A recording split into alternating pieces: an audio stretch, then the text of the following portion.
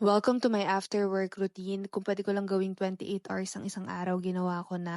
After a long day, nakauwi na rin tayo. Yung balikat ko parang mababali na sa bigat ng bag ko. Napaka-OA. Pero dear, pwede kang ma-stress pero bawal kang mahagard, okay? Kasi pag uwi natin, ang dami pa nating gagawin. Ang unang ginawa pag uwi ay ang magbitbit ng napakabigat na parcel at magtimpla ng coffee after kasi meron pa tayong class kaya parang it's another day. But I forgot na wala akong ice. Buti na lang may nirecommend sa akin yung friend ko yung Firefly Portable Ice Maker. Firefly is a brand of the Felco company kaya medyo trusted ko na siya kasi marami kaming gamit na from Firefly. Very very cute tong ice maker nila, mukhang mini washing machine, may kasamang ice cooper and may lagayan ng ice. Siyempre bago ko gamitin, pinalinis ko muna sa sarili niya kasi meron siyang self-clean, auto-clean. Pindutin mo lang ng 5 seconds yung on and off, maglilinis na siya mag-isa.